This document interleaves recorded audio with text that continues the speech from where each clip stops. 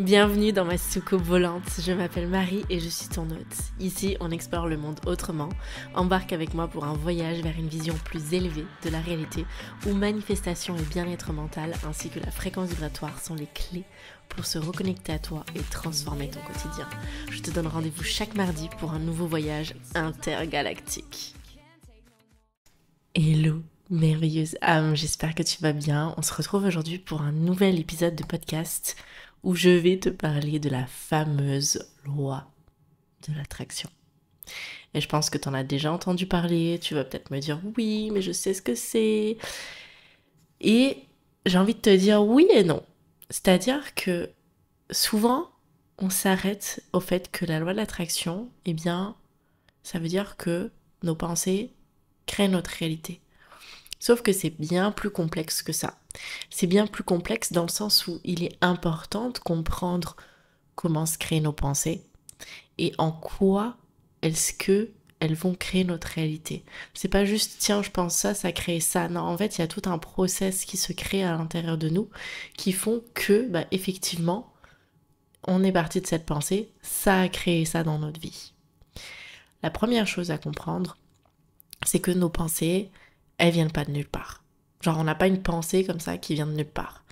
La première chose, c'est d'identifier d'où est-ce que proviennent vos pensées. Si aujourd'hui vous avez des pensées qui vous conviennent pas, vous avez envie de changer les pensées, tout simplement vous voulez avoir des pensées plus positives, c'est de venir prendre conscience quelle est la source de ces pensées. Est-ce que vous en avez entendu autour de vous? Est-ce que ça vient de vos fréquentations? Est-ce que ça vient de votre famille? C'est par exemple, je sais pas, des pensées que la vie s'acharne sur vous, des pensées que c'est difficile, des pensées que l'argent c'est difficile à avoir. Des pensées qui viennent comme ça dans la journée par rapport à des situations, vous pensez que vous n'êtes pas assez bien, vous pensez que ça va être difficile pour vous. Voyez dans votre environnement qui peut avoir ce dialogue-là.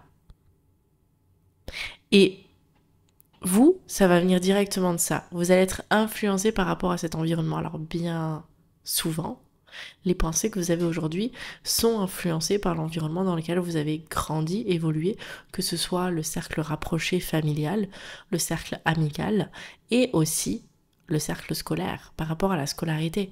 Si vous aviez des camarades de classe qui vous harcelaient ou qui étaient négatifs, si vous avez des profs qui étaient négatifs ou positifs, parce que ça marche dans les deux sens.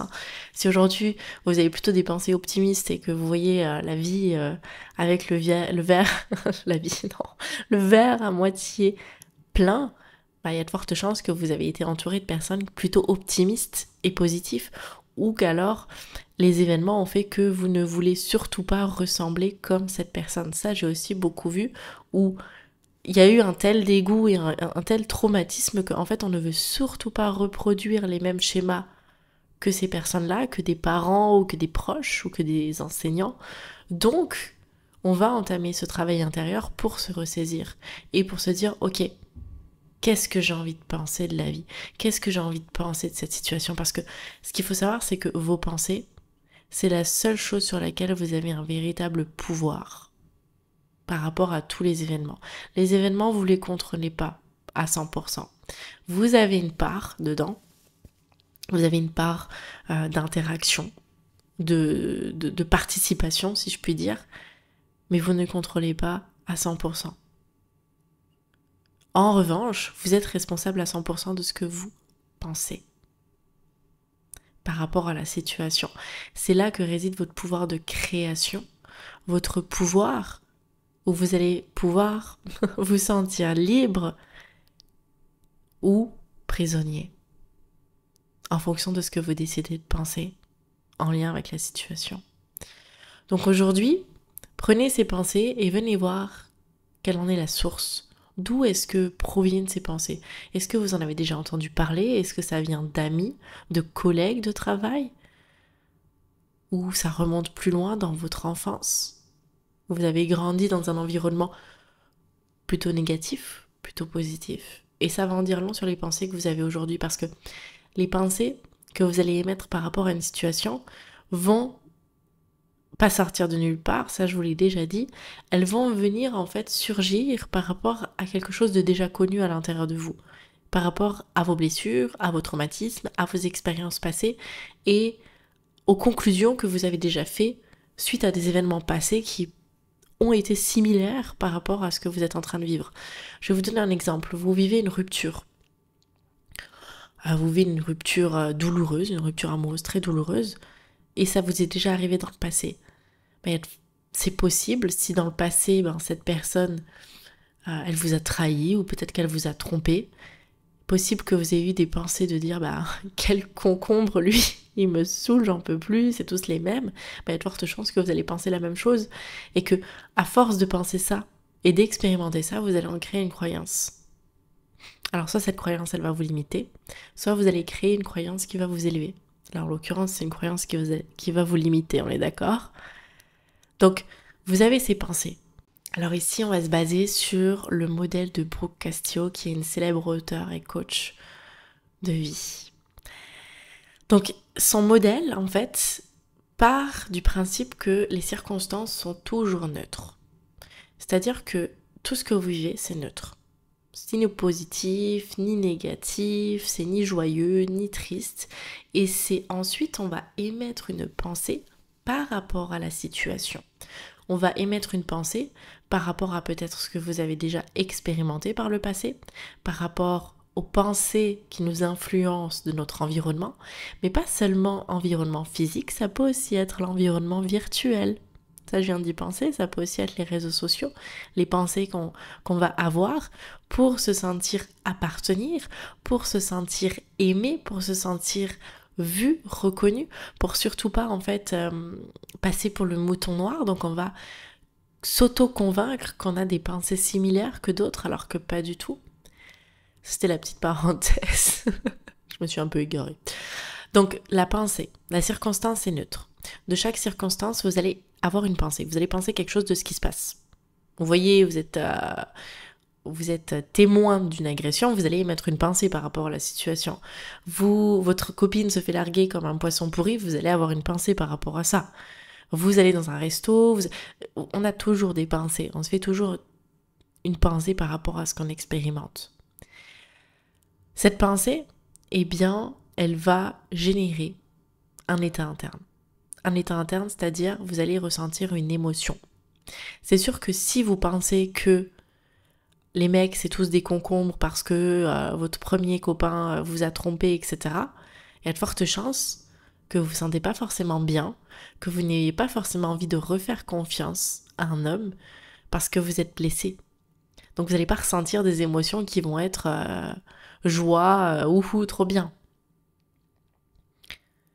Si maintenant vous avez votre enfant qui dort pas la nuit, ou vous êtes en train de galérer parce qu'il rentre dans la merveilleuse période super joyeuse des 2 ans, ou qui commence sa crise d'ado ou quoi que ce soit, il y a de fortes chances que vos pensées c'est « Oh là là, ça me saoule, j'en peux plus, pourquoi il se passe ça, je suis fatiguée, etc. » Puis qu'est-ce que vous allez ressentir comme émotion par rapport à ça? Vous allez sûrement vous ressentir contracté, vous allez sûrement être saoulé, frustré. Et suite à cette émotion, vous allez passer à l'action. Vous allez faire des actions ou alors des inactions. L'action, soit vous allez crier, soit vous allez vous renfermer sur vous-même, vous n'allez plus avoir envie de rencontrer de nouvelles personnes ou alors de tisser des liens. Vous n'allez plus forcément prendre le temps, et ainsi de suite. Et suite à ce passage à l'action, vous allez obtenir un résultat, ce qui est la réalité de votre vie. Donc c'est là que vos pensées créent votre réalité. C'est que vos pensées vont générer une émotion, et de par cette émotion, à partir de cette émotion, vous allez passer à l'action dans une certaine énergie, parce que votre émotion va créer une énergie à l'intérieur de vous, qui va soit vous contracter, soit ouvrir votre cœur, donc vous élever. Et suite à ça, vous allez passer à l'action. Vous allez faire certaines actions. C'est sûr que si vous êtes triste, déprimé ou frustré ou en colère, vous n'allez pas forcément faire les mêmes actions que si vous étiez hyper épanoui, vous êtes dans l'abondance, dans la joie, dans la bonne humeur. Donc vous obtenez des résultats différents. D'où l'importance de choisir qu'est-ce que je décide de penser par rapport à ce que je suis en train de vivre. Est-ce que cette pensée va me permettre de m'élever et de garder mon cœur, mon énergie du cœur ouverte, ou est-ce qu'au contraire cette pensée va me contracter? C'est la seule question que vous devez vous poser. Quelle pensée est-ce que je décide d'adopter par rapport à cette situation pour me permettre d'avancer, pour me permettre d'évoluer et pas pour vous contracter et rester bloqué et continuer à vous apitoyer sur votre sort ou quoi que ce soit. Vous pouvez faire ça avec peu importe la circonstance que vous vivez. Ok, circonstance. Je vais vous donner une circonstance qui est personnelle. Je vais vous parler de ma propre expérience. Circonstance. Dans notre ancien appartement, on s'est fait agresser. Donc la circonstance est neutre. Bon, même si c'est un peu difficile de pas se dire, bon, c'est plutôt négatif. C'était ok. Ma première pensée a été de me dire, oh là là, c'est horrible. C'est horrible ce qui est en train d'arriver, ma vie s'écroule, waouh, c'était hyper difficile. Et puis je commençais à ressentir des émotions de colère, de frustration, j'étais désemparée, etc. Ce qui fait que je faisais rien en fait. J'étais complètement tétanisée, je passe pas à l'action. Je faisais rien. Heureusement, parce que je connais le pouvoir de mes pensées, je me suis vite ressaisie et je me suis dit, ok, qu'est-ce que je décide de penser de la situation? Ok. Et si cette situation était ce dont on avait besoin? Et si cette situation était en réalité une bénédiction? Alors sur le moment, quand vous l'avez vécu, je suis d'accord que c'est très difficile à entendre, hein, je l'ai vécu. Hein. Mais, très rapidement, quand vous avez le goût de la vie, quand vous avez envie d'avancer, quand vous avez un minimum d'amour pour vous-même et pour la vie, vous dites ok. Et si ça là que je suis en train de vivre, le truc le plus difficile là, à l'heure actuelle, qui jamais j'aurais pu imaginer vivre ça, est en réalité quelque chose qui va me sauver, est en réalité une bénédiction.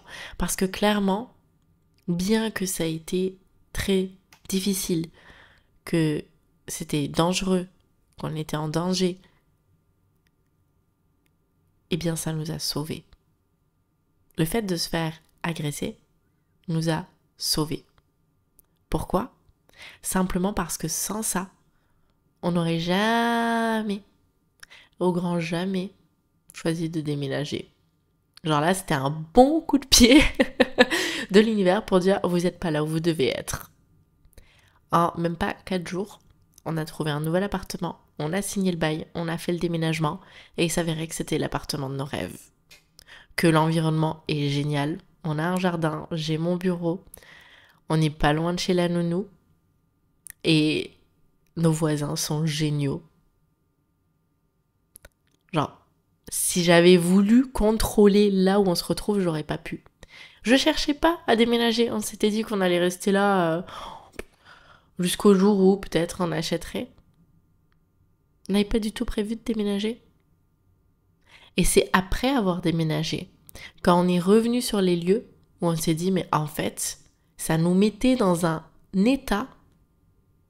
Genre, vous savez, quand on dit que l'environnement a une fréquence vibratoire, les lieux de vie ont une fréquence énergétique par rapport à ce qui s'est passé, aussi par rapport aux gens qui les fréquentent.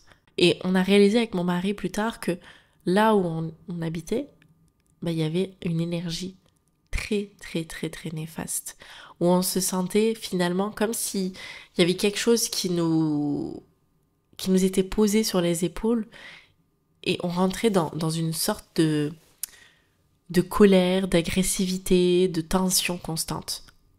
Je vous promets, depuis qu'on a déménagé, on ne s'est pas disputé une seule fois. C'est un truc de dingue. Depuis qu'on est parti de cet appartement, là, on a déménagé quand? On a déménagé mi-août, on ne s'est pas disputé une seule fois. Alors que dans notre ancien appartement, on se disputait chaque jour. Pourquoi est-ce que je vous dis ça? Je vous dis ça parce que je peux choisir de continuer à subir et avoir des pensées en disant que c'est la vie qui s'acharne sur moi et en me disant que c'est horrible et pourquoi il m'arrive ça, en plus avec un bébé, etc. Et dans ce cas, est-ce que ça m'ouvrira à l'opportunité de la vie? Est-ce que ça m'ouvre à l'abondance? Est-ce que ça me donne envie de passer à l'action, d'être proactif, etc. Pas du tout. J'ai juste envie d'être plein, j'ai juste envie de faire petit Calimero. Alors que si je décide de voir ça comme, ok, et si ça c'est une opportunité, alors c'est une opportunité vraiment très très mal emballée et très très mal présentée, certes, mais c'est une opportunité, ok. Saisis-la, Marie. Saisissez-la. Je la saisis, je décide d'être optimiste, je décide de passer à l'action, regarder les annonces, être proactive. Tac, tac, tac, tac. Puis je trouve cet appartement. Donc, j'ai créé... On est parti, c'est arrivé le 15 août. Je crois que c'était le 19 août ou le 20 août, on était dans le nouvel appartement. Entre-temps, on était hébergés chez de la famille. Mais on est parti tout de suite. C'est arrivé le 15 août, on est parti. Du 15 août, on a laissé toutes nos affaires, on les a récupérées qu'après. Genre, j'y suis plus, je suis retournée peut-être une fois, je crois, je sais plus. Mais c'était pas du tout prévu. C'était choc. Donc, j'aurais pu continuer à à être choquée et traumatisée. Ça m'a traumatisée. Je suis allée chez le médecin. Hein. Ça m'a traumatisée, cet événement. Et en même temps, j'ai décidé d'adopter des pensées. J'ai choisi de maîtriser mes pensées. D'être maître de mes pensées, pas maître de la situation. J'ai pas... Voilà. Le problème avec l'humain, c'est qu'il il concentre son énergie et il essaye de contrôler ce qu'il ne peut pas contrôler. Plutôt de concentrer son énergie sur ce qui peut véritablement, j'ai pas envie de dire contrôler parce que contrôler, il y a une certaine forme de fermeté, mais maîtriser. Il peut maîtriser ses pensées. Comment est-ce qu'il décide d'interagir avec le monde qui l'entoure? Qu'est-ce qu'il décide de penser par rapport à ce qu'il est en train d'expérimenter, par rapport à ce qu'il est en train de vivre? Et c'est là que vous créez votre réalité. C'est comme ça que la loi de l'attraction va fonctionner. C'est vos pensées vont créer une émotion qui va générer une énergie, qui va faire que vous passez à l'action ou à l'inaction et qui va faire que ça va être le résultat de votre vie. Et bien sûr, vous allez attirer des situations similaires parce que vous allez focaliser votre attention davantage là-dessus. C'est comme quand vous achetez une nouvelle voiture ou que vous avez un nouveau t-shirt ou que vous pensez acheter une chose. Moi, je sais que quand je pense à une voiture, bizarrement, j'ai l'impression que tout le monde a cette voiture. Je me dis, mais c'est pas possible, alors qu'avant, il y avait absolument personne, alors que c'est pas vrai. J'avais une période où j'étais intéressée par m'acheter un pull bleu électrique. J'avais l'impression que absolument tout le monde portait des pulls bleus électriques. Alors que... Et je me suis dit, mais attends, c'est pas possible, je n'ai jamais vu quelqu'un avec un pull de cette couleur. Sauf que mon intention n'était pas dirigée là-dedans.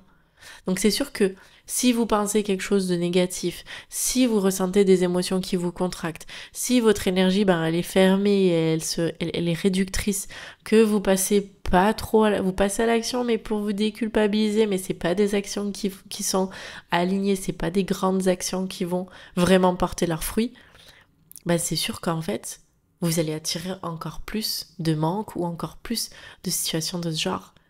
C'est vraiment comme un cercle. Vous avez le pouvoir avec vos pensées de créer un cercle vicieux ou un cercle vertueux. Que décidez-vous? Voilà pour cet épisode de podcast. Je vous remercie de m'avoir écouté jusqu'à la fin et j'espère que ça vous a apporté énormément d'outils pour comprendre un peu plus le fonctionnement de la loi de l'attraction et surtout où est-ce que réside véritablement votre pouvoir. J'espère que ça vous donne vraiment envie d'être beaucoup plus conscient de vos pensées et surtout de les maîtriser jour après jour. Si cet épisode vous a plu, je vous encourage vivement à mettre 5 étoiles sur iTunes ou sur Spotify si vous m'écoutez sur Spotify. Je souhaite une merveilleuse journée et je vous embrasse très fort et je vous dis à la semaine prochaine.